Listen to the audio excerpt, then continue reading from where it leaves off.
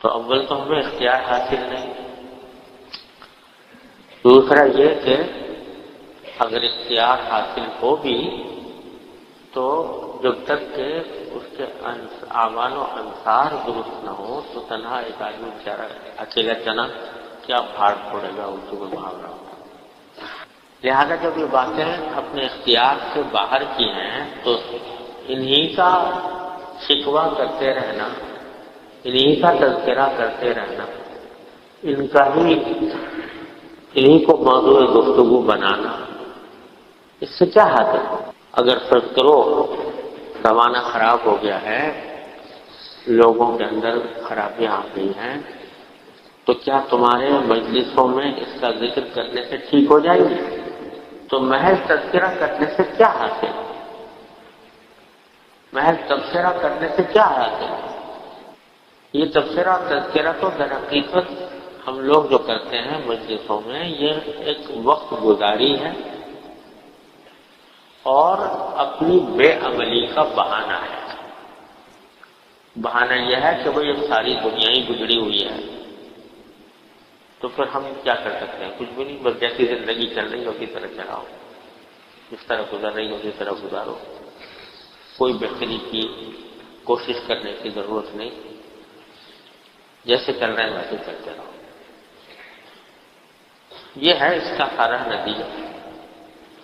اور اس سے بھی زیادہ خراب یہ کہ جب مجلسوں میں اس قسم کی باتوں کا تذکرہ زیادہ ہوتا ہے تو مایوسی پھیلتی ہے، جسے دیکھو یہی کہہ رہا ہے، جسے دیکھو یہی کہہ رہا ہے کہ بھئی ہمارے ملک کے حالات خراب ہیں، ہمارے حکومت خراب ہے، ہمارے عوام خراب ہے، ہمارے اندر بدقیادتی ہو گئی ہے، سیاسی فتانی ہو گئی ہے، جسے دیکھو یہ کہہ رہا ہے۔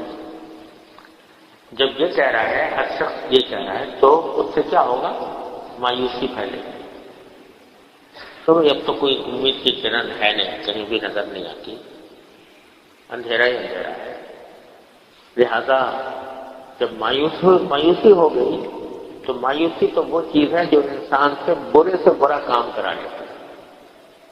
جب مایوسی پھیل گئی تو پھر اصلاح کا راستہ ہی بند ہو گیا، دروازہ ہی بند ہو گیا۔ تو ان باتوں سے فائدہ تو کوئی ہے نہیں، نقصان ہے۔ اپنا نقصان یہ ہے کہ شیطان اس کے ذریعے یہ بہکاتا ہے کہ وہی جب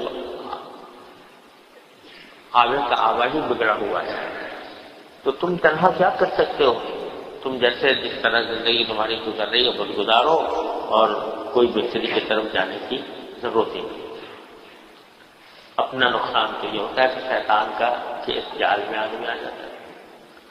دوسرا نقصان یہ ہے کہ عام مایوسی پھیلتی ہے، عام مایوسی پھیلتی ہے، اور مایوسی پھیلنے کے نتیجے میں لوگ جو ہیں وہ پھر یہ تو ناقابل علاج صورتحال ہے، لہذا ہمیں بھی کچھ کرنے کی ضرورت ہے۔ لہذا ان باتوں سے کچھ حاصل وہ ہے کام جو کرنے کا ہے۔ یاد رکھو کہ قوموں کے اوپر ہر طرح کے وقت آتے ہیں، اچھے بھی برے بھی، دھوپ بھی آتی ہے، چھاؤں بھی آتی ہے، اندھیرا بھی ہوتا ہے، روشنی بھی ہوتی ہے، سردی بھی آتی ہے، گرمی بھی آتی ہے۔ اقوام کی تاریخ پر نظر ڈال کر دیکھو، کبھی حالات ایک جیسے نہیں رہتے، بدلتے رہتے ہیں، اور بدلتے ہیں خود انسانوں کے عمل سے بدلتے ہیں۔ اچھے عمل ہوتے ہیں تو اچھی تبدیلی آتی ہے، برے عمل ہوتے ہیں تو بری تبدیلی آتی ہے۔ لہذا مایوسی پھیلانے سے کوئی حاصل نہیں۔ تھوڑی سی امید کے چراغ جلاؤ، امید کے چراغ جلاؤ، امید کے چراغ اس طرح جلاؤ جس طرح نبی کریم صلی اللہ علیہ وسلم نے جس کی تعلیم دی۔ تعلیم یہ تھی کہ جب دنیا کا حال خراب نظر آ رہا ہو، اذا رأيت شحا مطاعا ودنیا مسرتا وهوى متبعا واعجاب كل ذي رأي برأي فعليك بخاصة نفسك ودعك فرعون۔ اور کما قال صلی اللہ علیہ وسلم. کیا عجیب 4 باتیں بیان فرمائی. ان چاروں باتوں کو سنو اور اپنے حالات کا اپنے گرد و پیش کا جائزہ لے کر دیکھو کہ ایسا لگتا ہے جیسے سرکار دو عالم صلی اللہ علیہ وسلم آج کا منظر اپنے الفاظ میں کھینچ رہے ہیں کہ جب تم یہ 4 باتیں دیکھو. کیا باتیں؟ اذا رأیت شحا مطاعا، جب یہ دیکھو کہ مال کی محبت لوگوں کا مطاع بن گئی ہے. مطاع کا معنی جس کی اطاعت کی جائے، جس کی تابعداری کی جائے، جس کی بات مانی جائے. یعنی لوگ بات مانتے ہیں تو کہیں کہ کس کی مانتے ہیں؟ مال کے محبت کے. جو کام کرتے ہیں وہ مال کی محبت میں کرتے ہیں. مال کی محبت، مال کی حرص، یہ ان کا خدا بنا ہوا ہے. یعنی مال کی حرص جو کچھ کہتے کہ یہ کرو وہ کرتے ہیں. مال کی حرص جو کہتے کہ نہ کرو وہ نہیں کرتے. پہلی بات مال کی حرص. وہ دنیا مخترق ہے، دنیا کو ترجیح دی جا رہی ہے آخرت کو. دنیا کو ترجیح دی جا رہی ہے آخرت کو. کہ ایک چیز کے بارے میں صاف صاف نظر آ رہا ہے کہ یہ آخرت کے لیے سخت نقصان دہ ہے اگر یہ کام میں کروں گا، لیکن دنیا کے اندر تھوڑا سا فائدہ حاصل ہو رہا ہے تو وہ جھٹ اس دنیا کے فائدے کی طرف دوڑ پڑے گا اور آخرت کی نقصان سے بے پرواہ ہو جائے گا. یہ منظر میں نے اپنی آنکھوں سے دیکھا ہے کہ ایک مرتبہ ایک صاحب تھے، ایک خاتون تھی، اور ان کا لاٹری میں انعام نکل آیا. جو انعامی بانڈ تھا، انعامی بانڈ کے اندر نام نکل آیا. سود ہے وہ اصل میں سود کو استعمال کر کے ہوتے. تو انعامی بانڈ لے رکھا تھا. اب وہ تھا کوئی پتہ نہیں کتنے 100-200 روپے کا بانڈ تھا. اس پر انعام نکل آیا 20-25 ہزار روپے. انہوں نے مجھ سے مسئلہ پوچھا کہ یہ میں کیا کروں. میں نے بتایا، میں نے کہا بھائی حرام ہے، نہ جائے 20-25 ہزار روپے.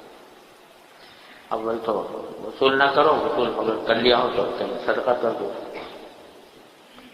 وہ خاتون فوراً تیار ہو گئی کہ اگر یہ گناہ ہے، آخرت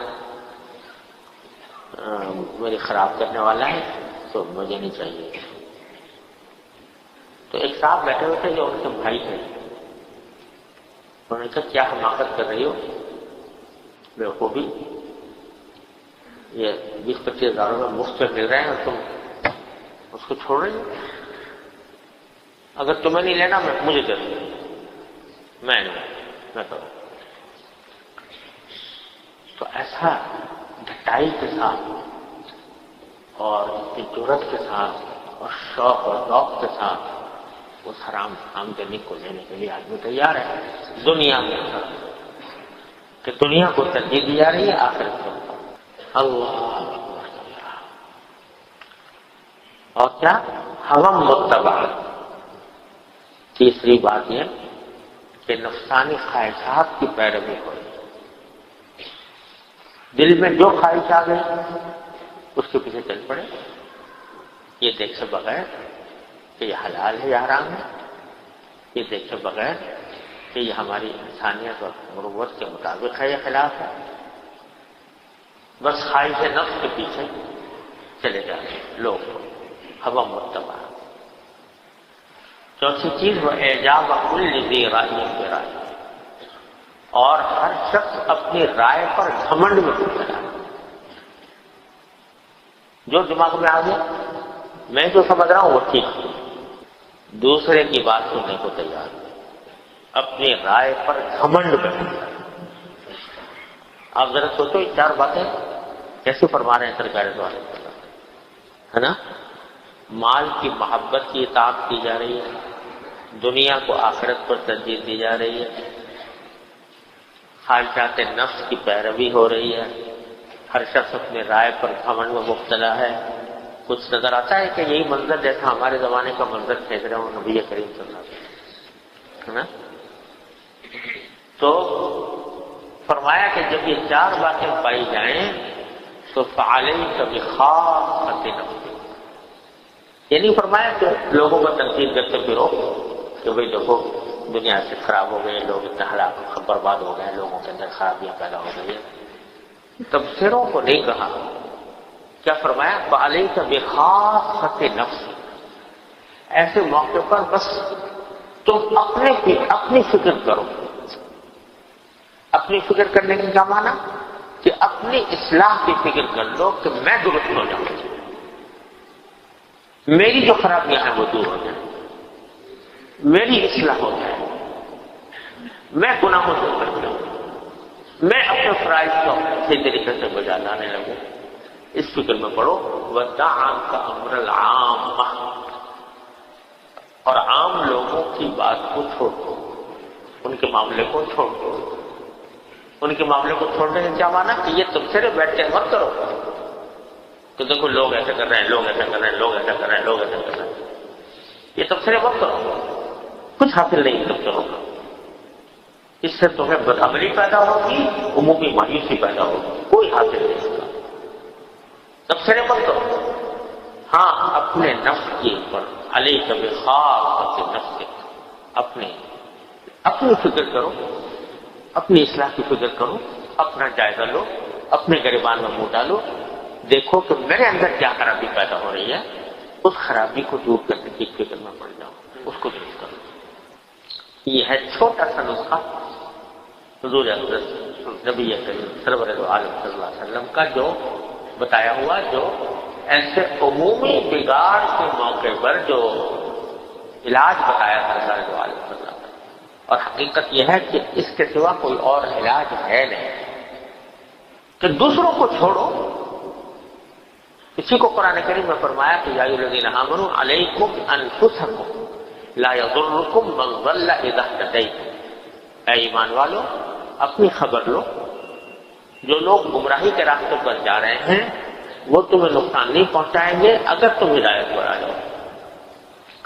اس لیے ان پر تبصرے کرنا چھوڑ دو، بلکہ اپنی زندگی کا جائزہ لو. صبح سے شام تک کی زندگی کا میں کہاں کتنا اپنے فرائض کو بجا لا رہا ہوں اور کتنی برائیوں سے بچ رہا ہوں یا مبتلا ہو رہا ہوں. اگر کہیں فرائض میں کوتاہی ہے اس کو درست کرو، اگر کہیں کوئی گناہ کر رہے ہو اس سے بچو، اپنے آپ کو بچانے کی فکر کرو. کچھ چلو تو صحیح، آگے تو چلو. اور اگر کہیں مبتلا ہو کسی گناہ میں، وہ چھوڑا نہیں جا رہا، تو اپنی طرف سے کوشش کرو اور اللہ تعالیٰ سے مانگو کہ یا اللہ مجھے نکال دیجیے، گناہ سے نکال دیجیے. مانگو، اللہ تعالیٰ سے مانگو. ہمارے حضرت والا حضرت عارف رضی اللہ تعالیٰ سے فرمایا کرتے تھے کہ یہ سارے گناہ جو ہیں، یہ ساری بدعمالیاں، یہ اندھیرے ہیں، یہ تاریکیاں ہیں، ظلمتیں جو پھیلی ہوئی ہیں. ان ظلمتوں میں جب انسان گر جائے تو کیا ہوگا کہ اگر وہ ایک اپنا سا اپنے عمل سے، اپنے کم از کم اپنے عمل کی حد تک اپنے آپ کو کچھ بہتر بنا لے، تو ایک